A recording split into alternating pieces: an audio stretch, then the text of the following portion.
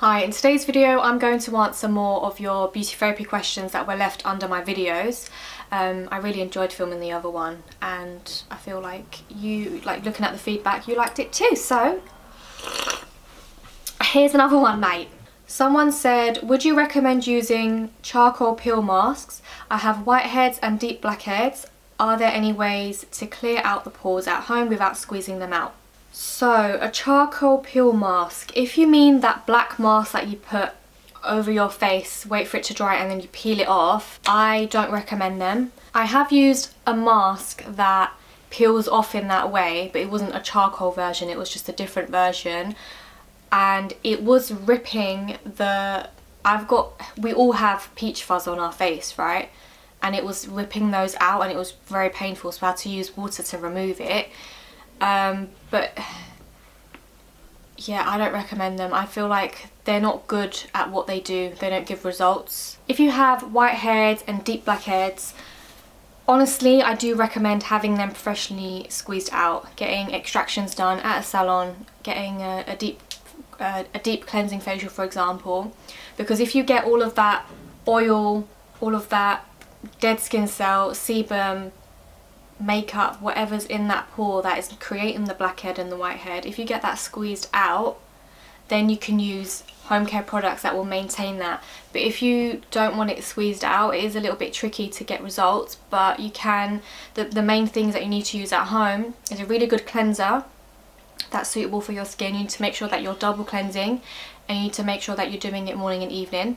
Using an exfoliator is also very important, around 2 times a week depending on which one you use. My favourite exfoliator is the Rejuve exfoliating mask. And incorporating AHAs into your routine. AHAs are certain acids that help exfoliate the skin. So for example, lactic acid is one, that's a nice gentle one. What other AHAs are there? Glycolic acid. Glycolic is quite strong though. I lean towards lactic acid instead. But yeah, incorporate AHAs. Okay, next question. Is KC suitable for someone who just wants to fix their acne? So I did a video talking about the different KC facials. They are mainly known for their non-surgical facelift. But they do have the crystal-free microdermabrasion, which is a lovely facial to have. And they also have the ultra skin rejuvenation. Sorry, I haven't done KC in so long, I forgot the names of it. But yeah, the ultra skin rejuvenation facial, which is lovely. That's more directed towards acne. But in all honesty, I've worked in salons where we had KC, we had Environ, other brands. And if you have acne, we direct you to I would recommend the Environ Cool Peel. It's a chemical peel done with lactic acid, which is a lot more gentle. It's not harsh at all. Yeah, a chemical peel is, you're going to get much better results for your acne rather than the KC facials. In terms of fixing your acne as well, like that will do everything from the outside, but you need to find out why your acne is being caused from the inside. And if you go to a salon that provides Environ, hopefully they'll have the supplement range, and then you can take the supplements to treat you from the inside as well. The supplement range is called the Advanced Nutrition Program.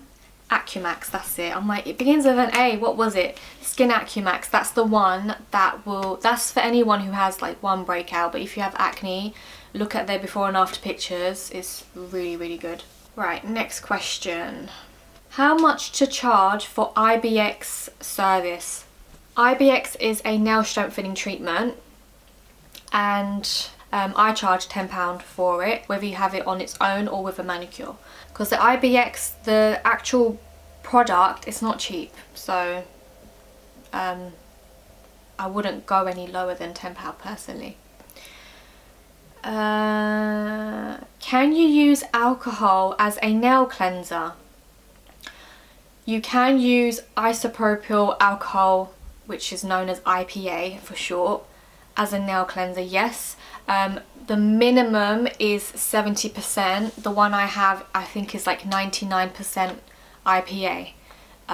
So the stronger the better. If it is like 80%, 90%, or like my one, which is 99%, it's going to be a lot better at cleansing the nail. I know I said in my last video that I'll film this video without eating, but it's that time of the month where I'm craving stuff like this. So please excuse me while I...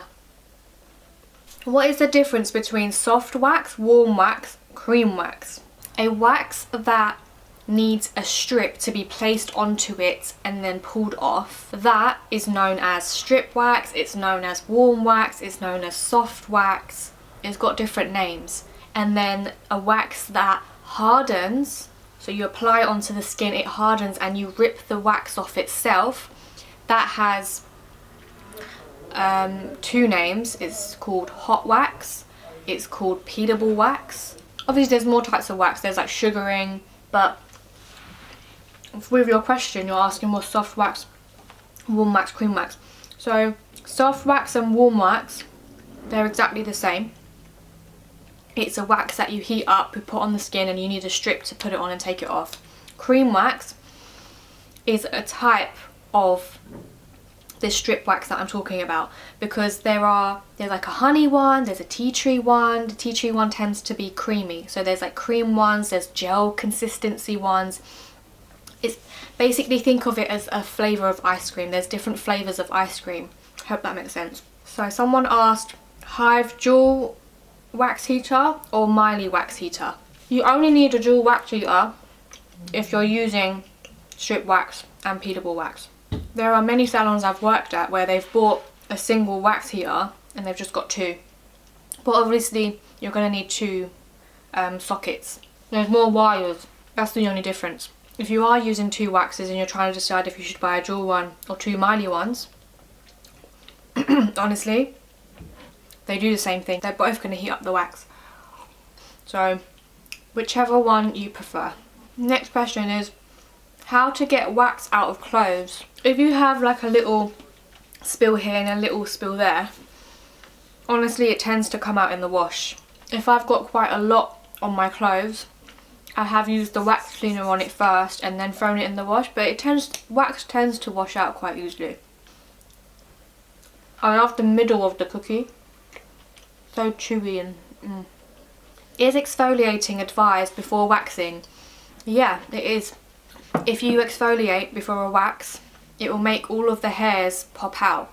So if you've got any ingrown hairs, any hairs that aren't completely growing through the skin because of the dead skin cells and the dryness, it'll pop all of those hairs out and you'll get a better wax. I'm so upset that I'm craving all of this chocolate and all of these sweets. My skin was so clear, and ever since I've been eating all of this crap, my skin's breaking out. I even broke out on my shoulder. That's not from the sweets. Is 26 too old for career change to beauty at LCBT? No, it's not too old.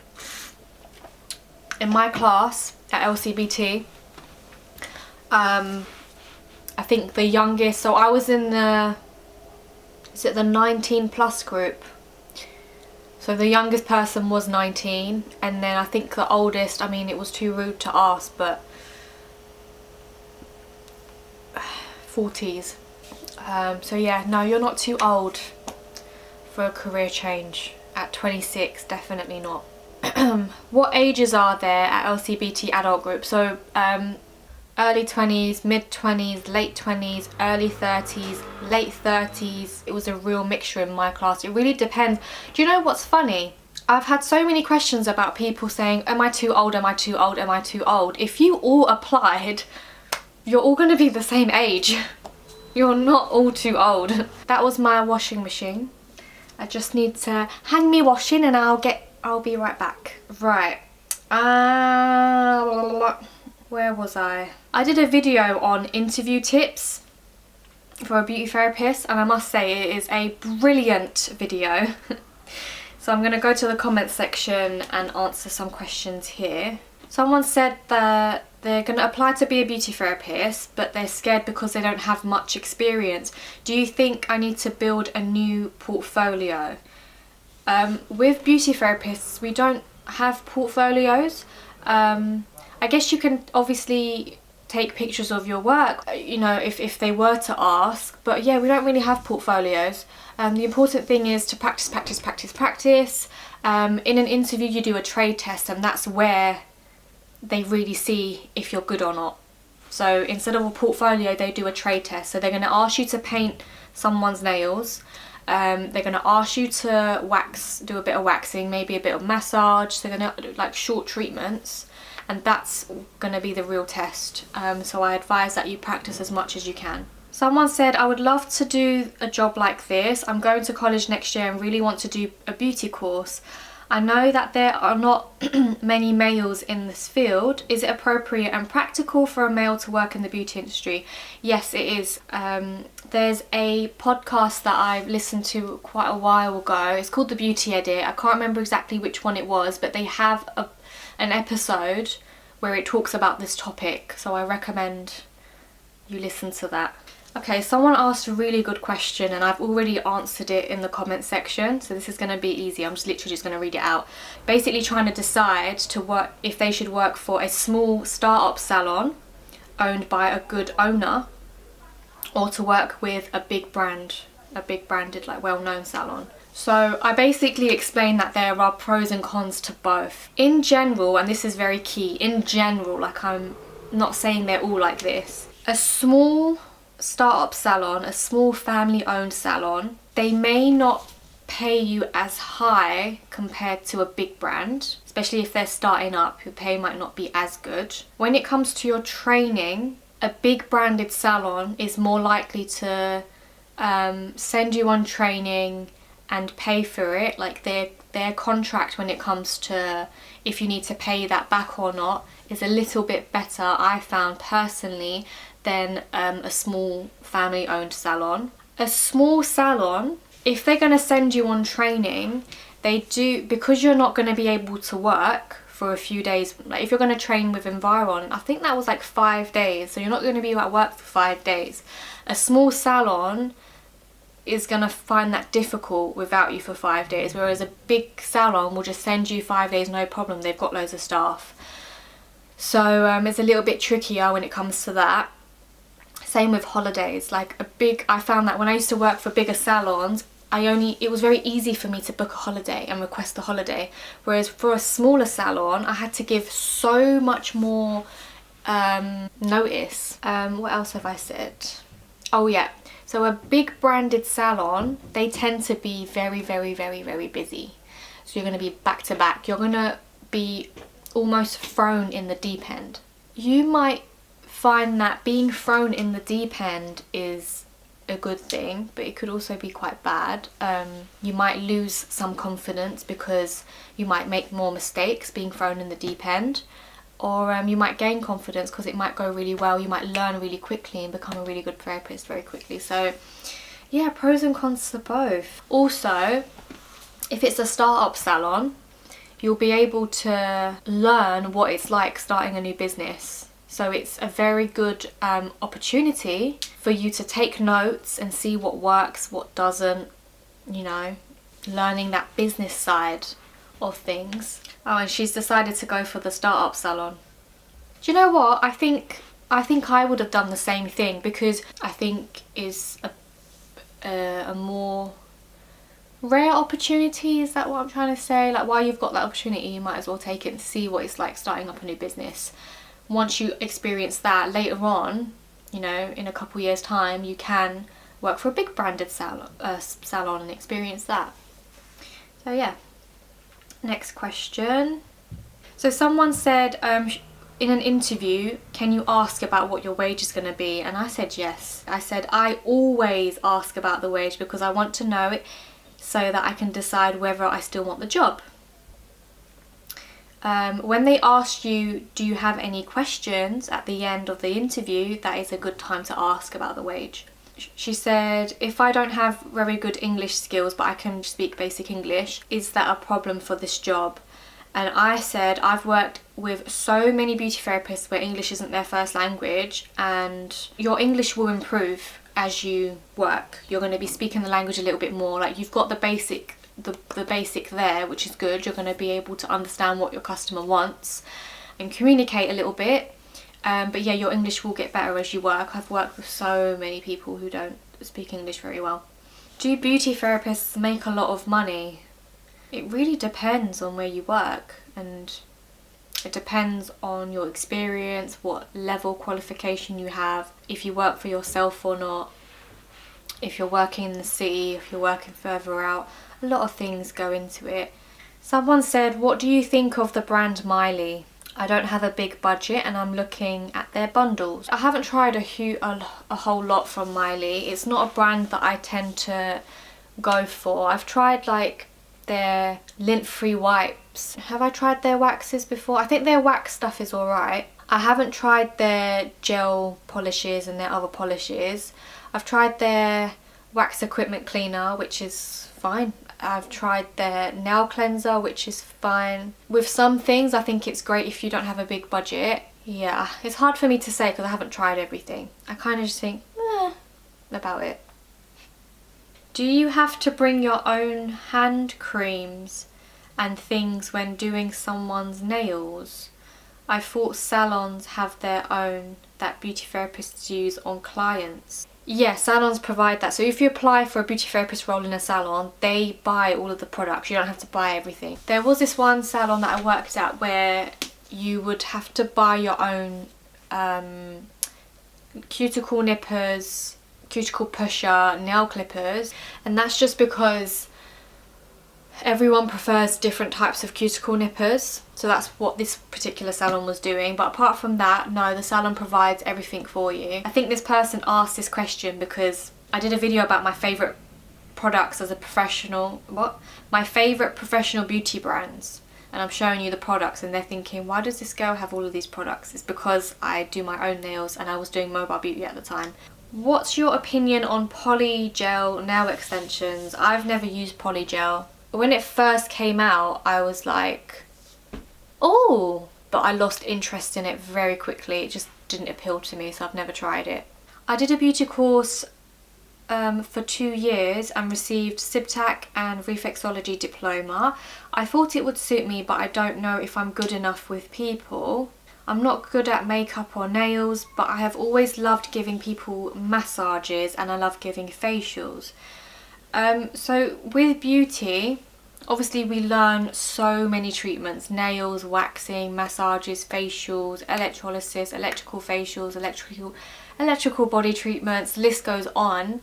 You don't have to provide all of these treatments. You can specialise in the ones that you like. And you've mentioned massages and facials, and let me tell you, when I worked in a spa, I've worked in 2 spas in my life, and all you do is massages, facials, massages, facials. So if that's what you like, that's what you should apply for. And if you feel like you're not good enough, no one feels like they're good enough at the start. It takes, like with beauty, because it's such a hands-on thing and it's so, like, experience is something that's going to take time. It will take, how long did it take me to think, oh, I'm actually quite confident in this? I think maybe 2 years. So yeah, don't worry about if you're not good enough. You're going to be trained, they're going to show you, you're going to go on different courses, and just through experience you will be good enough. Someone said, what questions would you ask yourself if you're not sure whether beauty therapy is the right course for you to pursue? So this is a very good question. I've written down a few questions here. So I wrote, so questions that you ask yourself: do I love beauty therapy? Will I be good at it? Where do I see myself in 5 to 10 years time if I was to choose it? Do I see myself doing it forever? So yeah, if you're not sure if it's for you, another thing to think about is, how should I word it? There's no way of wording this properly. You're going to be touching people, okay? When you're doing manicures and pedicures, you're touching someone else's hands and feet. When you're doing massages, you're touching someone else's body. Some people don't like that and they don't see themselves doing a job like that, and others do. I think the one thing that you need to ask yourself especially is, if you look at the treatments that you're going to be learning in the level 2, I'm saying level 2 because that's like the first main course that you do. If you read the treatment, so in the level 2 you're going to be learning manicures, pedicures, waxing, facials, eyelash, eyebrow tinting. So like when you read that list, does it excite you? Does it interest you? Are you like thinking, oh, like I can't wait to learn how to paint nails, I can't wait to learn how to do these facials? If that excites you, then yeah, that is the course that you should pursue. Whereas if you're reading a course and it's boring you and you think, oh, that doesn't sound like something I would want to do, then it's not something that you should pursue. Someone said, I want to be a beautician, but I want to work in a beauty clinic, not a salon. Do I have to have extra specialization? I've worked in a beauty clinic. Well, they call it a beauty clinic, but they literally had everything from nails, waxing, facials, laser. If you're talking beauty clinic as in only facials and laser treatments, those sorts of treatments, then you need to do a level 4 qualification and apply for beauty clinics. So yeah, I guess you do need a special treatment qualification. Someone said you have phenomenal public speaking skills. I really don't. I really want to become a beauty therapist. In what direction can you go if you are a beauty therapist? I've got a video where I list all the sort of where you can branch out into. What was that video called? Jobs in the beauty industry. Watch that video by me and I answer that question for you. Someone said, my name is Melis too and I'm from Germany. Hello Melis from Germany. Is it okay if you're doing all beauty therapist services except makeup? Yep. That's pretty much my whole career. I never, even though my level 2 included makeup, that's one thing I forgot. I've only worked in one, so out of, how many salons have I worked at? Maybe 6 or 7. Out of all of those, one of them, I had to do makeup. I really wanted to get good at it when I started working at the salon that had makeup, but it just didn't happen. But yeah, you can do all the services except makeup, of course. It's funny, someone said, I made a video about, it's an anatomy and physiology video where I'm helping students remember which bones are in the face and the body. And someone said, you have to learn so much, but you get minimum wage. Terrible. It's funny that this person has said that because I have a university degree. I studied 3 long years and I had to learn a lot and I couldn't even find a job. With beauty, I found a job straight away, even when I was still studying and I was a student. I literally just started the course. And yeah, I was getting minimum wage because I was still a student, and even after I qualified I was getting quite a low amount, but that slowly got up as my experience got better and as I started applying for salons that paid a little bit better. You can get a level 4 qualification and work in central London and get £15 an hour. Not just central London, there are other areas in London where they will pay you £15 an hour. You can be self-employed and earn a lot more than that. You can rent a room and just provide massages and charge £60 an hour, £60 for an hour's massage, and if you have 10 clients a day, think about how much you're earning. It's not always minimum wage. So yeah, and also if you love your job, in my opinion, that's what matters. I love my job, I'm happy, I'm very comfortable with what I'm earning. Someone said, do you tint your eyelashes at home? If yes, I would love to hear your tips. I personally don't. When I tint someone's eyelashes professionally, their eyes are closed and sometimes tint goes into their eye and it burns, it stings, and then you have to like really wash it out and give yourself a little eye bath. If you was to tint your eyelashes yourself, that your eyes have to be open, I guess you can get a mascara wand and run the tint through your eyelashes. You can't get too close to the root because again it's going to go in your eye. Yeah, it's a bit risky. It's not something I've ever done. How long will it take to become a beautician for beginners? The course I did was 8 months, so it's roughly around that. You can do a fast track course which is 4 months. Well, the college that I was going to was 4 months. So it depends what course you do. I think 8 months is a good amount of time. I think 4 months as a beginner, you have to learn so many things in such a short space of time. I think when you was to finish that fast track course and then find a job, I think you might find it maybe a little bit more nerve-wracking as a beginner. Do you have any tips on how to write a resume, or do you have some templates that we can follow. I always use Google for stuff like that. Did I do a video on CV tips? I think I might have.